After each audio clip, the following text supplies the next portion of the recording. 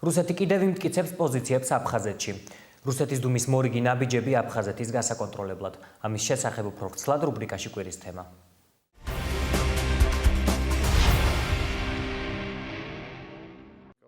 დღითი დღე იზრდება რუსეთის კონტროლი ხაჯიმბას რეჟიმზე.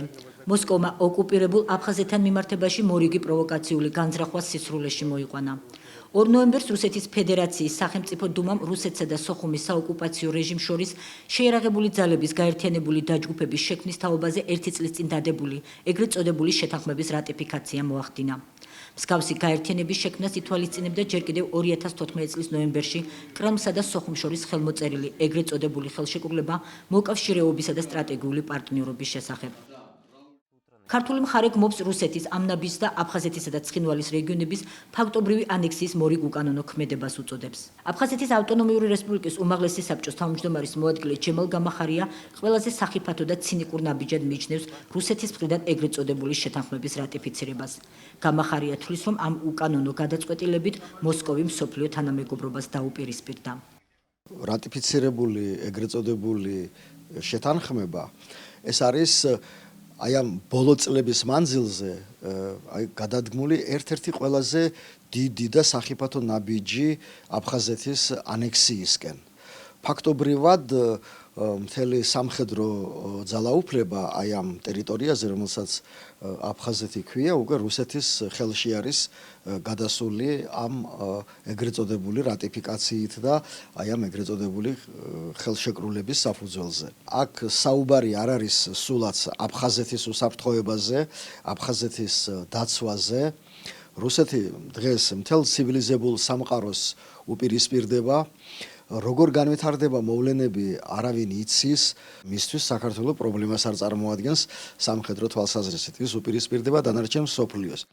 ამიტომ ეს არის ის პლაცდარმი, საიდანაც ის უნდა დაუპირისპირდეს დანარჩენ ცივილიზებულ სამყაროს და თუ იქნება საპასუხო დარტყმები, ის იმას მიიღებს არა საკუთარ ტერიტორიაზე, არამედ აფხაზეთის ტერიტორიაზე, რომელიც მას სულაც არ ენანება და სულაც არ ენაღულება იქ რა დაემართება მოსახლეობას.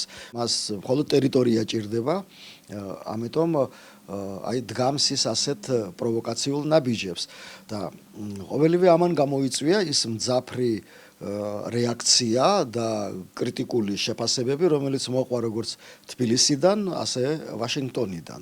რა გაერთიანებული რაღაც სამხედრო ფორმირების შექმნაზე უნდა იყოს საუბარი აფხაზეთსა და რუსეთს შორის. აი ეს რაიმე შეფარდება აქ, რაიმე შეიძლება არსებობდეს, სად რუსეთის შეიარაღებული ძალები და სად აფხაზეთის. ეს არის უბრალოდ დაცინვა რა, დაცინვა საერთაშორისო სამართალზე, საერთაშორისო საზოგადოებრივ აზრზე, თვითონ აფხაზებზე, სეპარატისტებზე, რომლებიც რატომღაც ამას ჯერჯერობით ვერ გრძნობენ. რუსეთის დუმის მიერ ეგრეთ წოდებული შეთანხმების რატიფიცირების ფაქტს საქართველოს საგარეო უწყება საგანგებო განცხადებით გამოეხმაურა. რუსეთის ფედერაცია განაგრძობს საქართველოს ოკუპირებული რეგიონების მცოცავი ანექსიის პოლიტიკას, რაც სრულად ეწინააღმდეგება საერთაშორისო დაღიარებული საზღვრების ურღვევობისა და სუვერენული სახელმწიფოს ტერიტორიული მთლიანობის ფუნდამენტურ პრინციპებს.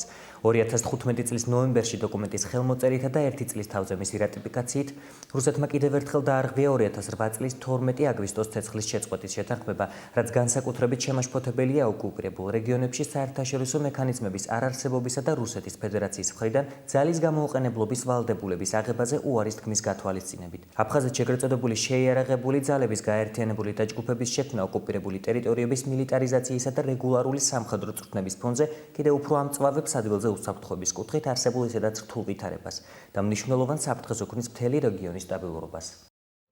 რუსეთის უკანონო ქმედებას ოკუპირებულ აფხაზეთთან მიმართებაში ოფიციალური ვაშინგტონიც გამოეხმაურა. ამერიკის შეერთებული შტატების ვიცე-პრეზიდენტმა ჯოზეფ ბაიდენმა საქართველოს პრემიერ-მინისტრთან სატელეფონო საუბრისას რუსეთის მიერ ოკუპირებულ აფხაზეთთან გაერთიანებული სამხედრო დაჯგუფების შექმნის შესახებ გადაწყვეტილების რატიფიკაცია დაგმო.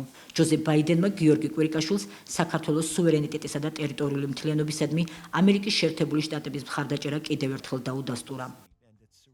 ამერიკის შეერთებული შტატების საქართველოსადმი მკაფიო მხარდაჭერამ აფხაზური მხარე გააღიზიანა. აფხაზეთის საოკუპაციო რეჟიმის ეგრეთ წოდებულმა საგარეო უწყებამ ჯოზეფ ბაიდენისა და გიორგი კვირიკაშვილის სატელეფონო საუბართან დაკავშირებით სპეციალური განცხადება გაავრცელა. დასავლეთის ქვეყნების ოფიციალური პირების გაცვეთილი პროპაგანდისტული ფრაზები საქართველოს ტერიტორიული მთლიანობის შესახებ ვერ შეცვლის 1993 წლიდან შექმნილ რეალობას, რომელიც გამყარებულია აფხაზეთის დამოუკიდებლობის აქტით.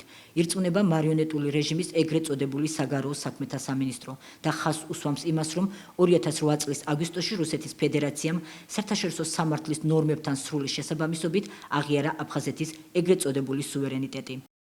De-facto საგარეო უწყება რუსეთისა და აფხაზეთის ეგრეთ წოდებულ მეგობრულ ურთიერთობაზე აკეთებს აქცენტს და აცხადებს, რომ სამართლებრივ და მყარ შეთანხმებათა საფუძველზე ყველა მიმართულებით ინტენსიურად ვითარდება ორმხრივი თანამშრომლობა, მათ შორის სამხედრო სფეროში.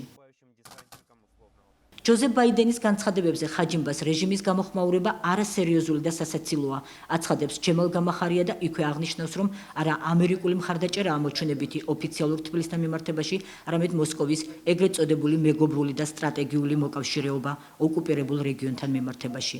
ბაიდენის განცხადებას ჰქონდა ძალიან დიდი მნიშვნელობა.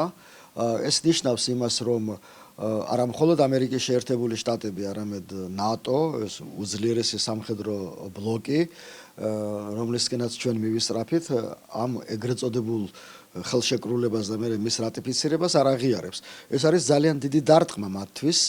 ძალიან დიდი დარტყმა, ამიტომ რაღაცა რეაქცია უნდა ყოფილიყო. სასაცილოა პირდაპირ, როცა ბაიდენის განცხადებას იქ ვიღაცა უკეთებს კომენტარებს. გაცვეთილი ფრაზა და მოჩვენებითი ეს არის ის ეგრეთ წოდებული დამოუკიდებლობა, რომლითაც რუსეთი მათ ატყუებს, ეს არის სატყუ არა ჩვეულებრივი.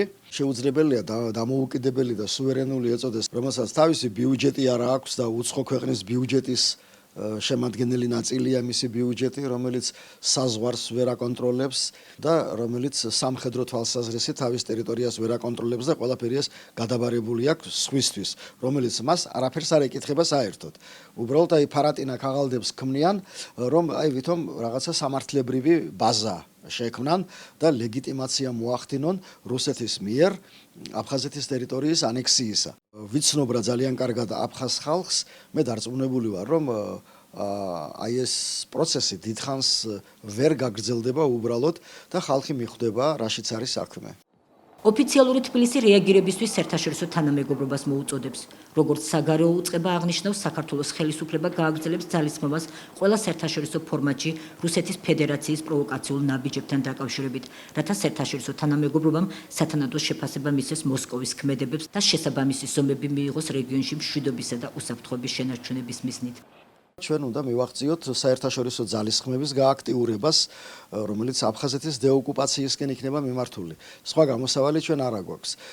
ჩვენ არ ვაპირებთ სამხედრო გზით პრობლემის მოგვარებას. საჭირო არის საერთაშორისო ძალისხმევა და ის უნდა გააქტიურდეს. უფრო აქტიური უნდა გახდეს, ვიდრე ის იყო დღემდე.